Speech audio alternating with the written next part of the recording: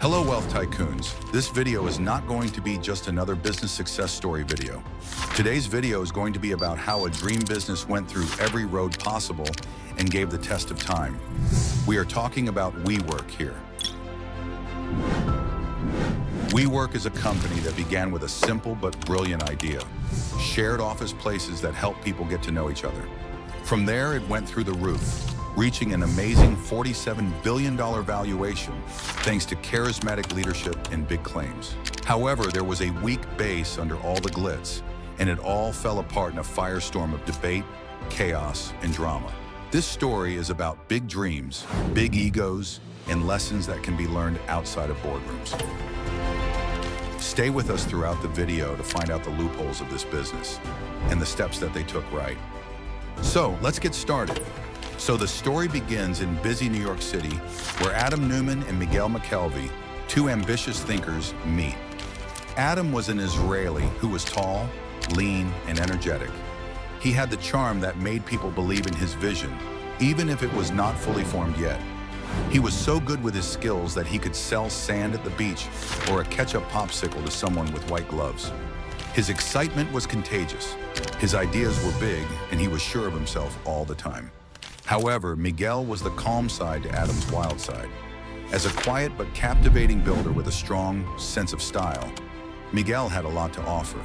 He was a creative force who loved making places where people could grow.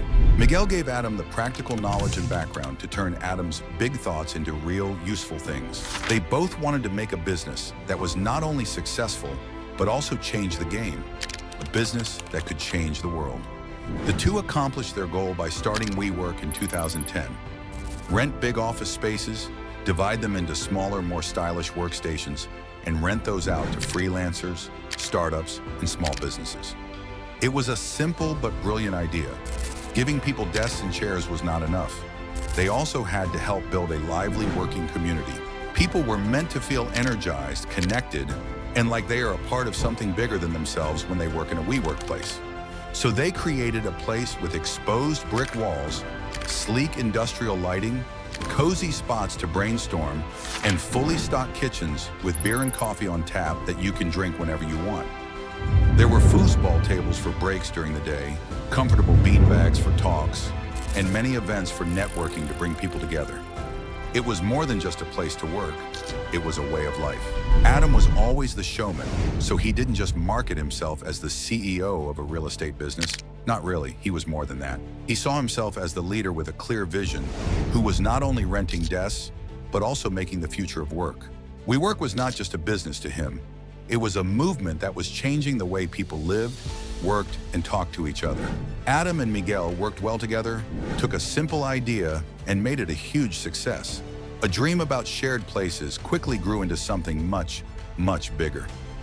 One thing Adam Neumann was very good at was making a story sound interesting. His pitch wasn't just about an office space company, it was also about a future where WeWork was not just a business, but a movement. His contagious excitement and larger-than-life charm made investors fall in love with him. One of them was Masayoshi-san, CEO of SoftBank, who is known for investing in big ideas with even bigger risks. Masa was amazed by Adam's dream and gave him billions of dollars. He also famously told Adam, "Go big or go home." Adam took Masa's advice and went big. With SoftBank's endless funding, WeWork multiplied.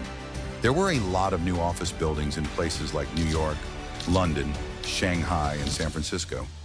Each place was more than just a place to work. It was a hub of inspiration and teamwork. There were not any dull, gray office farms here. The offices at WeWork had exposed brick walls, funky and bold art, cozy spots for thinking, and every Friday there was free beer. The vibe was electric, perfect for companies, freelancers, and anyone looking for a place to pursue their dreams that inspires them. By 2019, the increase in value were mind-boggling. That is around $47 billion. Yes, that's almost $50 billion for a business that rents out desks. It looked like Adam Neumann became a billionaire, and he quickly changed his lifestyle to match. He began hanging out with famous people, taking private jets on fancy vacations, and having parties that were all over the news. However, Adam was not happy with just running the best co-working place on earth. he had even bigger plans. He began to talk seriously about settling on Mars. Of course, Mars. Adam didn't see WeWork as just a business. He saw it as a way to change how people worked, lived, and interacted. No matter if they were in Manhattan or Mars, WeWork had everything a great company should have: a charismatic boss, a presence around the world, and a valuation that kept going up. People who put money into it thought it would be the next big thing, and Adam was the star of the show. All of this sounds perfect, right? But nothing can be as perfect as this story. There must be something wrong, something that escaped the naked eye, right? Actually, there was a lot that people didn't know was going wrong. Hey, if you are enjoying the video so far and would desire to appreciate our efforts, your like, share, and subscribe to the channel can do wonders for us. Let's now find out what WeWork was hiding from the world. The value of WeWork went through the roof, but its actual finances were very different. Companies were spending money like a kid with an unlimited allowance in a candy shop. WeWork broke even by spending $2 or $3 for everyone it made. Not only did the fast growth cost a lot, but everything about WeWork seemed like it was too expensive. First, there were the fancy office spaces in great places that cost a lot to rent. In places like New York, San Francisco, and London, it costs a lot to make stylish workspaces with exposed brick walls, custom art installations, and beer taps that would look great on Instagram. When you add in the free snacks, kombucha on tap, and a calendar full of community events, the costs of running the business go through the roof. Next, there was Adam Neumann, who was not exactly good at managing his money. Adam lived the life of a rock star. He had a private jet, a fancy house, and parties that would make Hollywood blush. His personal costs became well known. Adam, for example, legally protected the word "we" and then sold it to WeWork for $6 million. Yes, you did read that correctly. He charged his own business to use its name, but not give it to anyone else. Daring? For sure. Righteous? Is it true? But Adam's wasteful spending was not the real problem. It was the business plan itself. Even though they used a lot of tech-sounding words and talked about the future, WeWork was not a tech business. Basically, it was a risky real estate business. Long-term leases let WeWork rent out huge office spaces, which they then rented out to businesses and workers on short-term contracts. This meant that the business was open to changes in the market and economic downturns. But investors were hooked on the idea that WeWork would change the way technology was used. Tech companies in Silicon Valley promised huge profits and exponential growth. So people were ready to spend money on anything that looked even slightly technical. Adam was great at making people believe this lie. In his talks, he used a lot of words like community, connection, and culture, which gave WeWork an air of innovation. However, the ground reality was that WeWork was not making any money. There were signs of trouble because money was leaving the business much faster than it was coming in. The company had a shiny exterior, but its base was weak, and everyone was about to find out. In 2019, WeWork chose to go public, which was the next big step. This meant putting the company's shares on the stock market. This let millions of buyers get a piece of the WeWork dream. For Adam Neumann, this was meant to be the pinnacle of his vision, a worldwide recognition of how great he is as a leader and how dominant WeWork is. Going public did come with a catch: being open and honest. WeWork had to release thorough financial statements which showed how it ran in order to sell shares. When the numbers were made public, they were terrifying. WeWork lost an amazing $1.9 billion just in the last year. The company was losing money at a frightening rate, and it didn't look like they could make money again. But it wasn't just the money that made people look twice. Also, investors learned some shocking things about how Adam Neumann was running the business. Adam had given himself way too many vote rights, so he could change almost any decision, even if shareholders didn't agree with it. He was basically the king of the WeWork company. Adam had done things that seemed to be more for his own gain than for the company's. He bought buildings himself and then rented them out to WeWork, which is a clear case of conflict of interest. WeWork looked like a serious business from the outside. Adam clearly thought of it more as his own personal kingdom on the inside. A CEO who was out of touch with a reality was shown by lavish parties, rash choices, and a culture of indulgence. The reporters jumped in, News stories like the Fall of WeWork and House of Cards took up most of the space. Office-sharing company WeWork filing for Chapter 11 bankruptcy protection. WeWork saga finally coming to an end. It's been a constant and rapid decline. Many people were skeptical about WeWork very quickly after all the talk surrounding it. Adam Neumann was called everything from a risky visionary to a hustler in a suit. Doubts about the company's ability to stay in business grew, and then the impossible happened. The much-anticipated IPO was called off. It only took a few weeks for WeWork's value to drop from $47 billion to $8 billion. Not only was the impact bad for business, but it was also embarrassing for everyone. Things were going badly in real life, and the dream was falling apart. As problems at WeWork got worse, Adam Neumann went from being the company's dynamic leader to its biggest problem. Once excited about his big ideas, investors were now angry at the chaos he had caused. The board had to act quickly because there was growing pressure on them to save what was left of the company. In a shocking turn of events, Adam had to quit as CEO. For someone who saw himself as the messiah of co-working culture, it was a very humble moment. Adam didn't leave empty-handed, so don't feel too bad for him. He got a huge $1.7 billion exit package because of a controversial deal with SoftBank. In other words, the person who brought the business to the brink of failure became a billionaire after leaving. But for the people who worked at WeWork, things were not nearly as optimistic. Because the company's finances were a mess, thousands of workers lost their jobs all of a sudden. Many people felt lied to by a business they had faith in, one that had said it would change the way people worked and lived. The big idea of a physical social network that would change the world had fallen apart, leaving people disappointed and cutting back. Nobody left behind was feeling good about themselves. WeWork used to feel more like a movement than a business because of its high goals. But now the cold, hard truth set in. It was just another company that was fighting to stay afloat. Adam may have made a lot of money, but his careless leadership left scars on the workers and investors that would take years to heal. After Adam Neumann's sudden exit, it was hard for WeWork to figure out what to do next. The company's board hired new leaders to fix the problems and start over, intent on restoring order. The very first thing they did was, they reduced costs. As a result, Adam had to give up some of his nicer perks, and some offices had to close because they were not making enough money. WeWork's new management had a clear goal.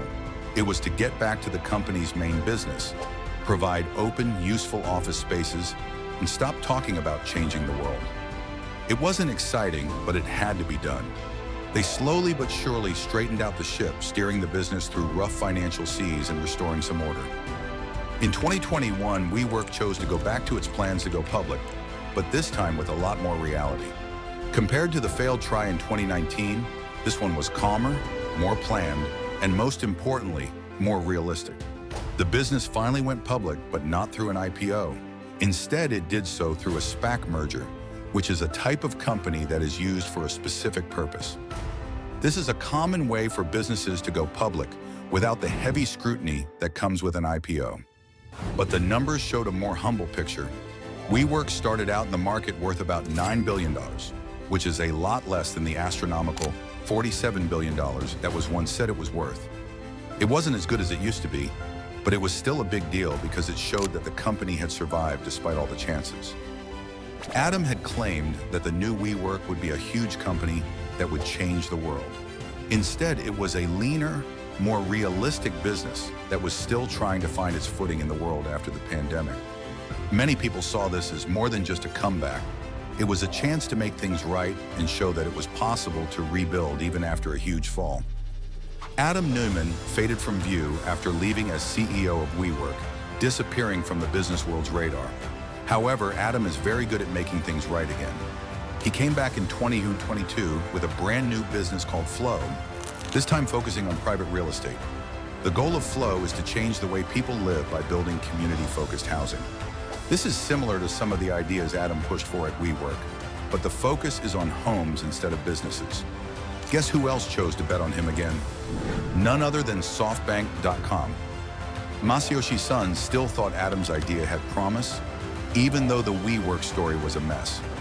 People sometimes manage to get back up after a really bad fall. Even though there were doubters, Adam's ability to get back on track and sell a dream is still very convincing. You might be thinking what this man could have said that he made Masayoshi's son, who once saw the chaos this man created, invest in his business again. Well, dreamers are mad men. That is what the world believes. That is what we too believe in. That is why we have covered some dream-like business stories on our channel. If you too believe in dreams and madness, you should check out these videos. Moving back to the topic, WeWork, the company Adam left behind, is still going strong, but it's not the groundbreaking giant it used to want to be. The business has become smaller and more realistic, with a stronger focus on long-term steady growth. The days of unrestrained growth, fancy perks, and big dreams of taking over the world are over. On the other hand, WeWork is just trying to find a solid, profitable spot in the market for co-working spaces. WeWork might not be as popular as it was in its heyday, but it's still going strong, serving freelancers, startups, and businesses that want open office space. WeWork's story was less about changing the world and more about staying alive. It's a lesson that even the biggest dreams need a strong base to last. And finally, what's the most important thing to learn from WeWork's crazy, unpredictable rise and fall? You can use these lessons whether you're an experienced business leader or someone who wants to start their own business. 1. Your charm can only get you so far. There was no denying Adam Neumann's charm. He was able to sell ice to an Eskimo and make you believe in his vision, even though it wasn't always clear.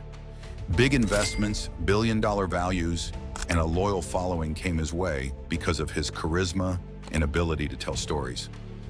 WeWork showed us, though, that even the best story can't hide bad business methods forever. It doesn't matter how charismatic you are if your business plan doesn't make sense or your numbers don't add up. At the end of the day, content is more important than style. 2. Spend your money wisely and don't gamble with it. WeWork's growth was driven by spending a lot of money. There were fancy offices, lots of nice perks, private jets, and a big global expansion. But all of that cost a lot. Yes, fast growth is exciting, but spending all your money without a plan for the future is a sure way to fail. As important as growth is, it's better to be sustainable. Companies need to find a balance between their goals and a realistic financial plan that will help them get through the ups and downs of the business cycle. One big reason why WeWork failed was that it spent too much money too quickly. 3. Being open is important. That's when WeWork finally tried to go public, and the horrible financial truth came out. In business, being open and honest is very important, especially if you're getting ready for a public sale. For a short time, hiding problems or making numbers look better might work, but investors will eventually figure it out. WeWork had a terrible crash because there wasn't enough openness and the company's value was inflated. Honesty and clarity are very important when running a business, whether it's private or getting ready to go public. At some point, the truth always comes out. 4. Always remember to keep your feet on the ground and dream big. Adam Neumann had big plans for WeWork. They weren't just co-working places. They were also plans for a whole new way to live, work, and even live on Mars. Still, ideas need to be grounded in reality every once in a while. Although big dreams can inspire you, it's important to get the basics right before you aim for the stars. The story of WeWork is a good lesson that big goals should be built on a strong base. It wasn't worth the risk to try to take over the world before getting good at the main job. WeWork's story should teach us that ambition, charm, and goals are important, but they need to be paired with a smart plan, good execution, and openness. One of the most interesting business stories of our time is the rise and fall of WeWork. Ambition, overconfidence, and the dangerous line between visionary leadership and risky choices make life a roller ride. Despite the fact that WeWork is still around, its story is a powerful warning that you need a strong base for your dreams to last. How could have WeWork done better? Share your views in the comment section below. If you enjoyed watching this video, do not forget to like, share, and subscribe to the channel. If you like knowing about the businesses, you should go through the existing videos on our channel. See you soon in another video.